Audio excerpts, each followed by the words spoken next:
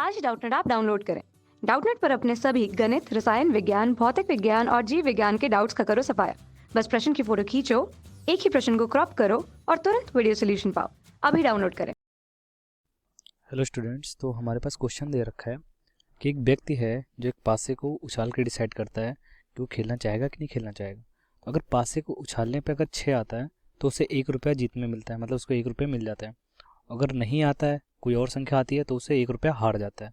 ठीक है, तो व्यक्ति जो है वो पर्सन डिसाइड करता है कि मैं 3 बार पासे को फेंकूंगा और अगर जब 6 आ जाएगा तो मैं खेलना छोड़ दूंगा। तो हमें बताना है कि उन 3 बार पासे को फेंकने पर उसे टोटल अमाउंट जीतेगा कि हारेगा, मतलब वो बताना है। और उसकी प्रत्याशा निकालनी, प्रत्याशा मतलब उसका मीन भी निकालना है कि कितना होगा। ठीक, प्रत्याशा यहाँ लिख लेते हैं, पहले मीन होगा। क्वेश्चन समझ में आ गया होगा, तो अब स्टार्ट करते हैं।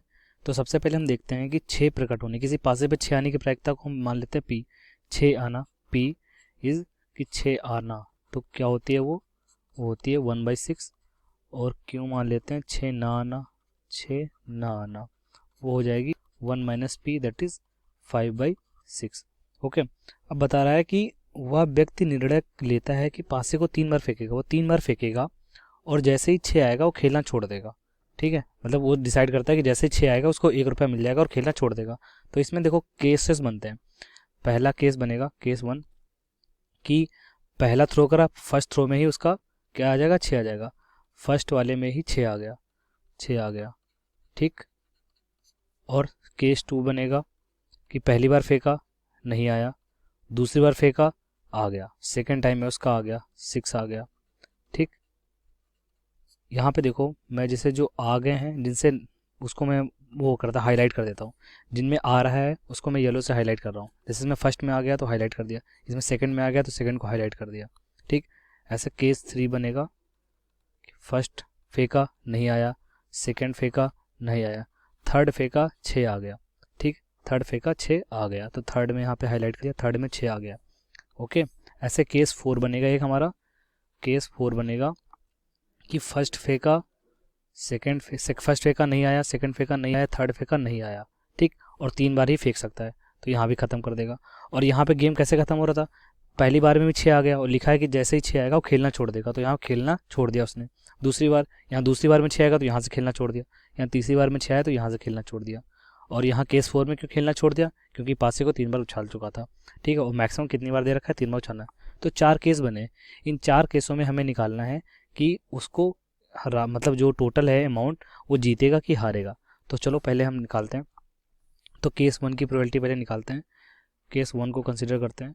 केस 1 में क्या है कि एक बार पहली बार में 6 आ गया। ठीक है, तो पहली बार में 6 आ गया, मतलब प्रोबेबिलिटी क्या हो जाएगी, x बराबर, अगर हम यहाँ कंसिडर करें अमाउंट 1। ठीक है, अमाउंट 1 को हम एक रैंडम वेरिएबल मान लेते हैं। पहले अभी रुको, अभी नहीं मानते हैं। तो यहाँ हम प्रायिकता की लिखेंगे, प्रोबेबिलिटी की बात करेंगे, तो प्रायिकता हमारी आ जाएगी पहली बार में ही 6 आ गया। 6 आने की प्रायिकता क्या है हमारी है 1/6, तो प्रायिकता हो जाएगी 1/6। और जो अमाउंट जीतेगा, अमाउंट 1, ठीक, मतलब जीता हुआ अमाउंट कितना है, 1 रुपया, वो जीत जाएगा।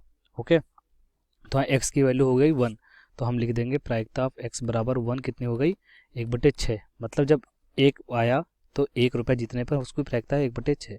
ओके, फिर ऐसे ही केस 2 ले लेंगे।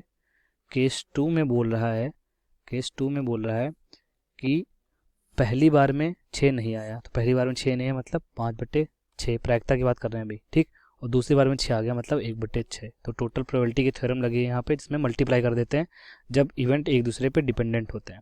ठीक, तो यहाँ पे कितना आ जाएगा 5/36। और अमाउंट 1 कितना हो जाएगा, अमाउंट 1 देखें जरा, अमाउंट 1 आएगा हमारा, पहली बार में नहीं आया मतलब 1 माइनस का 1 होना, 1 हारेगा रुपया, और दूसरी बार में 1 आ गया मतलब +1 हो जाएगा, कितना हो जाएगा 0। तो रैंडम वेरिएबल यहाँ पे हो जाएगा 0। तो x बराबर 0 की वैल्यू आ गई हमारे पास 5/36। ठीक है, ऐसे केस 3 लेते हैं।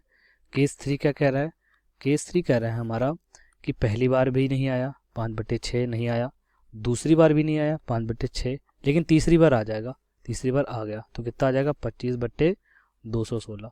ठीक, और यहाँ पे अमाउंट 1 अगर देखें कितना अमाउंट उसने जीता है, अमाउंट 1 पहली बार नहीं आया मतलब, दूसरी बार भी नहीं आया मतलब -1 हार गया रुपया, तीसरी बार आया मतलब +1, तो टोटल में देखें कितना आ जाएगा -1 आ जाएगा।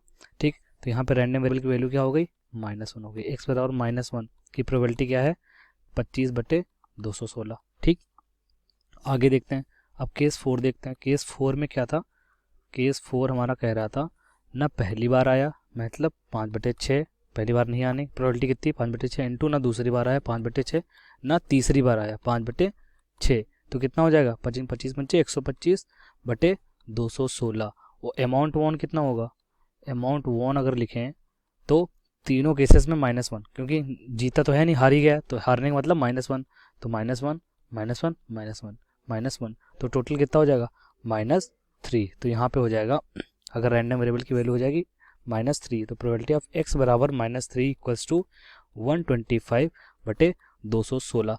अब यहाँ पे x की वैल्यूज़ हम क्यों ले रहे हैं, x की वैल्यूज इसलिए ले रहे हैं कि हमें उसकी प्रत्याशा निकालनी है। प्रत्याशा निकालने का मतलब मीन निकालना है। तो मीन कैसे निकलता है, मीन निकलता है किसी ना किसी रैंडम वेरिएबल पे। अब यहाँ पे रैंडम वेरिएबल क्या है, रैंडम वेरिएबल है इनका जीती या हारी गई राशि। तो जीती या हारी गई राशि अलग अलग केसों में चेंज हो रही कि नहीं चेंज हो रही, तो जहाँ पे जो वैल्यू चेंज होने लगती है अगर इस हिसाब से प्रोबेबिलिटी में, तो उसको हम बोलते हैं रैंडम वेरिएबल। तो इस वजह से यहाँ पे x की वैल्यू क्या क्या हमारे हमको मिल रही है, x की वैल्यू पहले 1 मिली, फिर 0 मिली, फिर हमें -1 मिली, फिर -3 मिली। अगर हम टोटल अमाउंट 1 निकालें कि टोटल अमाउंट 1 कितना हो जाएगा, मतलब कुल धनराशि जो उसने जीती, कुल धनराशि क्या हो जाएगी। अब यहाँ से पता चलेगा, अगर नेगेटिव आंसर है मतलब वो हार गया, अगर पॉजिटिव आंसर है मतलब वो कुछ जीता है। तो पहले केस में कितनी थी 1, ठीक, दूसरे केस में कितनी थी 0, थर्ड केस में कितनी थी -1, और चौथे केस में कितनी थी -3। तो कुल धनराशि उसने कितनी हारी है 1 - 4 आएगा, मतलब -3। तो वो जीता नहीं है, वो हार गया। कितने रुपए हार गया, टोटल 3 रुपये वो हार चुका है, वो कोई धनराशि जीता नहीं है, वो इस प्रैक्टिकल से वो 3 रुपये हार गया। अब पहला पार्ट तो हो गया, हमें पता चल गया कि जीता या हारा है। तो हम लिखेंगे यहाँ पे व्यक्ति 3 रुपये हार जाएगा। ये हमारा पहले पार्ट का आंसर हो गया। अब दूसरा पार्ट कह रहा है हमें प्रत्याशा निकालनी है। सेकंड पार्ट हमें क्या कह रहा है कि हमें प्रत्याशा मतलब मीन निकालना है।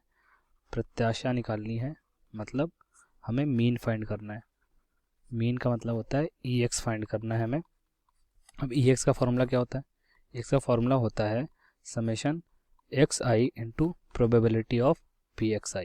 ठीक, अब I यहाँ पे है हमारा रैंडम वेरिएबल जहाँ से जहाँ तक जा रहा है। तो रैंडम वेरिएबल देखो, रैंडम वेरिएबल की वैल्यूज़ क्या क्या है, रैंडम वेरिएबल की वैल्यू है सबसे पहले -3, फिर -1, फिर 0, फिर 1।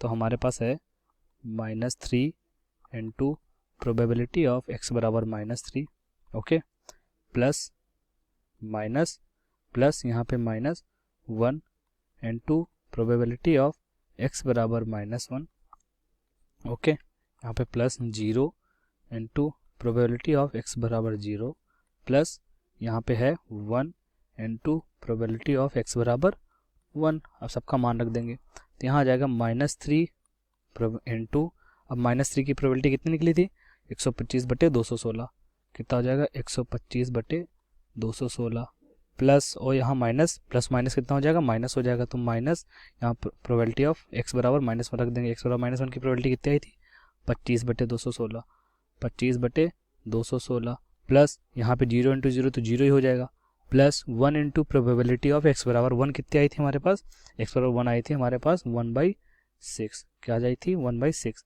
तो हमारे पास जो फाइनली आएगा यहाँ पे हमारा आ जाएगा, तो फर्ज को सॉल्व करेंगे तो ये आ जाएगा माइनस का 375/216, माइनस का 25/216 और प्लस का 1/6, ये आएगा। ठीक, अब इसमें हम क्या ले लेंगे 216 हमारा रास्ता आ जाएगा, जैसे लेंगे यहाँ पे आ जाएगा 375 -25, यहाँ प्लस का आ जाएगा 36। ठीक, तो हम जब ऊपर सॉल्व करेंगे ये आ जाएगा माइनस का 400 प्लस 36/216, ये आ जाएगा। और इसको जब इवेल्युएट करेंगे टोटल निकालेंगे तो यहाँ पे आएगा -364/216, ये हमारा बन जाएगा, क्या बन जाएगा -91/54। ओके, ये हमारा फाइनल आंसर हो जाएगा। तो हमारी ये निकल आएगी फाइनली प्रत्याशा, ये निकल आएगी प्रत्याशा। तो ये हो जाएगा हमारा फाइनल आंसर, ये हो गई प्रत्याशा। और ऊपर हमने क्या निकाला था ऊपर हमने निकाल लिया था टोटल अमाउंट वॉन, वो कितना आया था -3, मतलब हारा है, वो जीता नहीं है। ठीक, यह मैंने लिख लिया है यहाँ पे। व्यक्ति 3 रुपये हार जाएगा, या हार गया है, और ये आ गई हमारी प्रत्याशा। तो 2 पार्ट में आंसर हो गया। इस हिसाब से इन क्वेश्चंस को हम सॉल्व कर लेंगे। Thank you. कक्षा 6वीं से 12वीं से लेकर नीट, IIT, JEE वो एडवांस के लेवल तक 1 करोड़ से ज़्यादा छात्रों का भरोसा। आज ही डाउनलोड करें डाउटनेट ऐप या व्हाट्सएप करें अपने सारे डाउट्स 8400 400 400 पर।